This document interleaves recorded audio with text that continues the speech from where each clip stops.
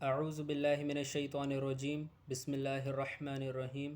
سورہ بقرہ آیت نمبر 71 میں اللہ تعالیٰ فرماتے ہیں، موسیٰ علیہ السلام نے اپنے قوم سے فرمایا کہ اللہ تعالیٰ فرماتے ہیں کہ وہ یقینی طور پر گھٹیا نہیں بلکہ اعلیٰ گائے ہو، جس سے نہ زمین میں ہل چلانے کی محنت لی جاتی ہو، نہ اس سے کھیتی میں پانی ڈالنے کی محنت، اور تندرست گائے ہو، اس پہ نہ داغ نہ دھبا ہو۔ پھر انہوں نے کہا، اب آپ ٹھیک بات لائے ہیں۔ پھر انہوں نے اس کو ذبح کیا، حالانکہ وہ ذبح کرتے معلوم نہ ہوتے۔ آیت نمبر 72 میں اللہ تعالیٰ فرماتے ہیں، اور جب تم نے ایک شخص کو قتل کر دیا، یعنی بنی اسرائیل نے ایک شخص کو مار ڈالا، اور پھر ایک دوسرے پر الزام ڈالنے لگے، اور اللہ تعالیٰ ہر بات کو جانتے تھے، اور اللہ تعالیٰ ظاہر کرنے والے تھے جو تم چھپاتے تھے۔ آیت نمبر 73 میں اللہ تعالیٰ فرماتے ہیں، پھر اللہ تعالیٰ نے فرمایا، اس گائے کا ٹکڑا جو تم نے ابھی ذبح کیا ہے، اس کا ایک ٹکڑا مردے کے جسم کو لگا دو۔ اسی طرح اللہ مردوں کو زندہ کر کے تمہیں تمہاری عقل مندی کے لیے اپنی نشانیاں دکھاتا ہے تاکہ تم عقل اور شعور سے کام لو۔ شعور مطلب احساس، عقل اور احساس سے کام لو۔ آیت نمبر 74 میں اللہ تعالیٰ فرماتے ہیں، پھر اس کے بعد بنی اسرائیل کے دل سخت ہو گئے، چنانچہ وہ سختی میں پتھر جیسے ہو گئے، یا ان سے بھی زیادہ سخت ہو گئے۔ بعض پتھر تو ایسے ہیں جن سے نہریں پھوٹتی ہیں، پتھر میں سے پانی بھی نکلتا ہے، اس سے بھی بدتر ہو گئے ان کے دل۔ بعض پتھر تو ایسے ہیں جن کے اندر سے نہریں بہہ رہی ہیں، اور بعض پتھر تو پھٹ جاتے ہیں اور ان میں سے پانی ابلتا ہے، اور بعض پتھر تو ویسے بھی ہوتے ہیں جو اللہ کے خوف سے گر پڑتے ہیں۔ افسوس تمہارے دلوں میں اس قدر نرمی، شائستگی بھی نہیں رہی، شائستگی مطلب سافٹنس بھی نہیں رہی، جیسے پتھر میں ہیں، اور اللہ تمہارے کاموں سے بے خبر نہیں ہے۔ آیت نمبر 75 میں اللہ تعالیٰ فرماتے ہیں، اے مسلمانوں، کیا تم یہ توقع رکھتے ہو، توقع مطلب ایکسپیکٹیشن رکھتے ہو کہ وہ یہودی تم پر یقین کر لیں گے، جبکہ ان میں سے ایک گروپ کے لوگ ایسے بھی تھے جو اللہ کا کلام توریت سننے کے بعد خود بدل دیتے تھے، حالانکہ وہ یہ بھی جانتے تھے کہ حقیقت میں کیا ہے اور اللہ کیا فرما رہے ہیں اور وہ کیا کر رہے ہیں۔ آیت نمبر 76 میں اللہ تعالیٰ فرماتے ہیں،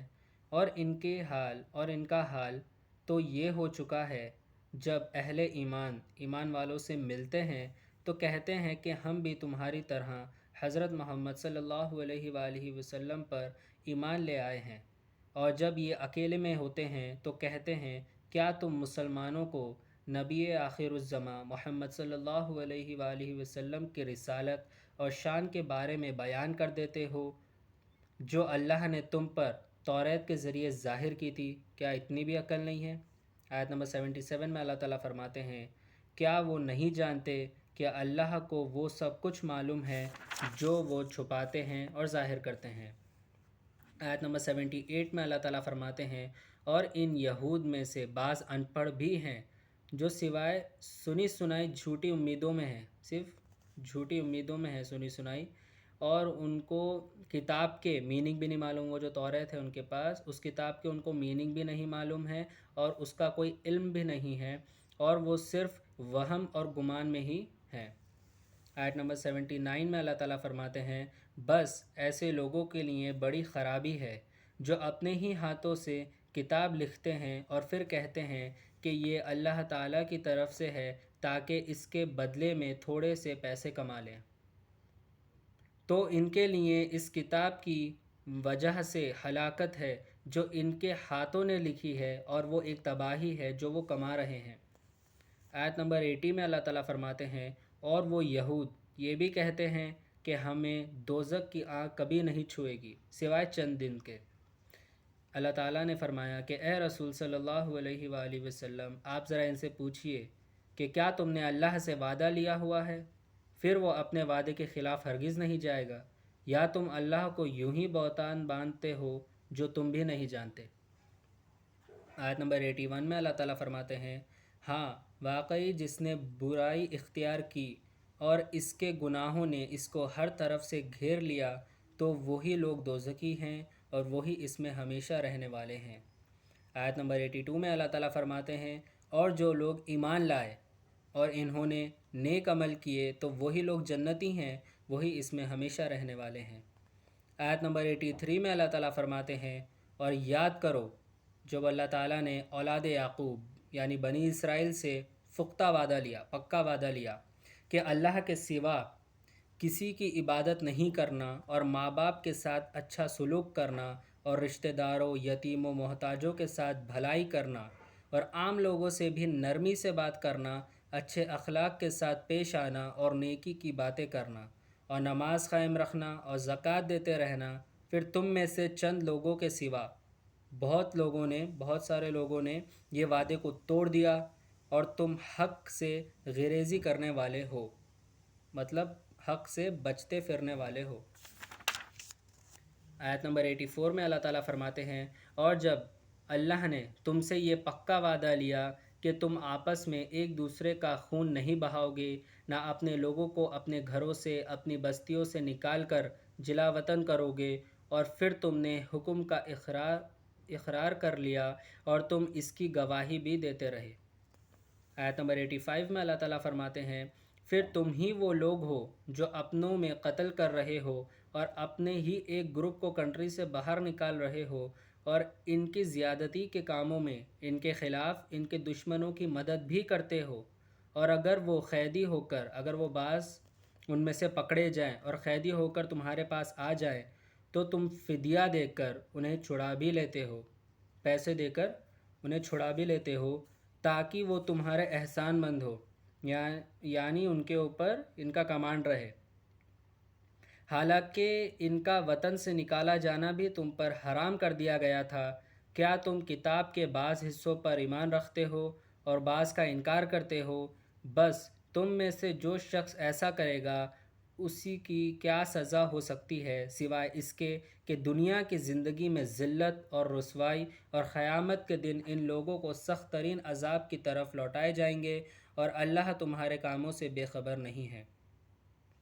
آیت نمبر 86 میں اللہ تعالیٰ فرماتے ہیں یہی وہ لوگ ہیں جنہوں نے آخرت کے بدلے میں دنیا کی زندگی خرید لی، بس نہ ان پر سے عذاب ہلکا کیا جائے گا اور نہ ہی ان کی مدد کی جائے گی۔ آیت نمبر 87 میں اللہ تعالیٰ فرماتے ہیں اور بے شک اللہ نے موسیٰ علیہ السلام کو کتاب توریت عطا کی اور ان کے بعد ہم نے یعنی اللہ نے ایک کے بعد ایک بہت سے پیغمبر بھیجے، اور اللہ تعالیٰ نے مریم علیہ السلام کے فرزند یعنی بیٹے عیسیٰ علیہ السلام کو بھی روشن رائٹ نشانیاں عطا کی، اور اللہ تعالیٰ نے پاک روح کے ذریعے ان کی تائید کی اور مدد کی۔ تو کیا ہوا جب بھی کوئی پیغمبر تمہارے پاس اللہ کا احکام لایا اور جو تمہاری نفس نہیں پسند کرتی تھی تو تم وہیں اکڑ جاتے تھے، اور بعض نبیوں کو تم نے جھٹلایا اور بعض نبیوں کو تم قتل کرنے لگے۔ آیت نمبر 88 میں اللہ تعالیٰ فرماتے ہیں اور یہودیوں نے کہا ہمارے دلوں پر غلاف ہے، کور ہے، ایسا نہیں بلکہ اللہ نے ان کے کفر کے بعد ان پر لعنت کر دی ہے تو وہ بہت ہی کم ایمان رکھتے ہیں۔ آیت نمبر 89 میں اللہ تعالیٰ فرماتے ہیں اور جب ان کے پاس اللہ کی طرف سے وہ کتاب قرآن آئی جو اس کتاب توریت کی تصدیق یعنی ایکچولی کنفرمیشن کرنے والی ہے جو ان کے پاس موجود تھی، حالانکہ اس سے پہلے وہ خود نبی آخر الزماں محمد صلی اللہ علیہ وآلہ وسلم اور ان پر اترنے والی کتاب قرآن کے وسیلے سے کافروں پر فتح یابی کی دعا مانگتے تھے۔ فتح یابی مطلب وکٹری کی دعا مانگتے تھے کافروں پر رسول اللہ کے وسیلے سے۔ جب ان کے پاس وہی کتاب، وہی نبی آخر الزماں محمد صلی اللہ علیہ وآلہ وسلم اپنے اوپر نازل ہونے والی کتاب قرآن کے ساتھ تشریف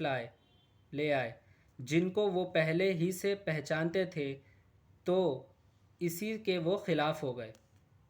بس ایسے کافروں پر اللہ کی لعنت ہو جو جان بوجھ کے اللہ کے نبی کا اور اللہ کی کتاب کا انکار کرتے ہیں۔ آیت نمبر 90 میں اللہ تعالیٰ فرماتے ہیں انہوں نے اپنی جانوں کا کیا برا سودا کیا کہ اللہ کی نازل کردہ کتاب کا انکار کر رہے ہیں صرف حسد میں کہ اللہ جب چاہے جس پر چاہے وہی نازل کرتا ہے، بس وہ غضب دار غضب کے سزاوار ہو گئے اور کافروں کے لیے ذلت انگیز عذاب ہے۔ صدق اللہ العظیم و صدق مولانا رسولہ الکریم۔